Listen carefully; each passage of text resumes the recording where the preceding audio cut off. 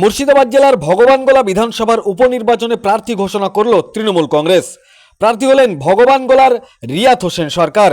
রিয়াত হোসেন সরকার তিনি এখন বর্তমানে মুর্শিদাবাদ জেলা পরিষদের মেম্বার এবং ভগবানগোলা 1 নম্বর ব্লকের তৃণমূল কংগ্রেসের ব্লক সভাপতি পদে নিয়োজিত রয়েছেন। প্রার্থী ঘোষণা হওয়ায় ভগবানগোলা পার্টি অফিসে তাকে অভিনন্দন জানান তৃণমূল কংগ্রেসের নেতা কর্মীরা। পার্টি অফিসে চলল সকলকে মিষ্টিমুখ করানো হলো, পাশাপাশি রিয়াত হোসেন সরকারের গলায় মালা পরিয়ে তাকে অভিনন্দন জানানো হলো।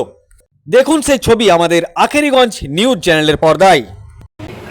দলের কাছে কৃতজ্ঞতা জানাই আমাদের সেনাপতি অভিষেক ব্যানার্জি, আমাদের দলের সুপ্রিমো মমতা ব্যানার্জিকে, যে ওনারা আমার উপর আস্থা রেখেছেন এবং যে গুরুদায়িত্ব দিয়েছেন সেই গুরুদায়িত্ব আমি একদম সবাইকে নিয়ে মাঠে নেমে পড়বো এবং সবাইকে নিয়ে আমরা এই ভোট প্রচারে পার হবো এবং ভোট প্রচারে আমরা নেমে পড়বো। কাকে ভাবছে ওদের বিষয়টা কাকে ওরা প্রার্থী করছে, এখন ওদের সিপিএম কংগ্রেসের যে বিষয়টা আছে সেটা ওদের বিষয়, সেটা আমরা বলতে পারবো না।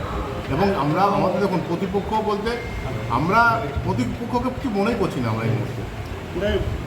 এই গত বিধানসভা ভোটে তো তৃতীয় স্থানে ছিল গোটা পশ্চিমবঙ্গের মধ্যে ভগবানগোলা। এবার কি করবেন?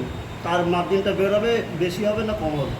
নিশ্চয়ই আমরা সেই চ্যালেঞ্জ আমরা এবারও অ্যাকসেপ্ট করবো এবং সেই জায়গায় আমরা পৌঁছানো, সেই রেকর্ড আমরা ব্রেক করার চেষ্টা করবো। জনগণকে সঙ্গে নিয়ে আমরা চেষ্টা করবো, জনগণ সঙ্গে আছে। তৃণমূল কর্মীদেরকে কি বলবেন?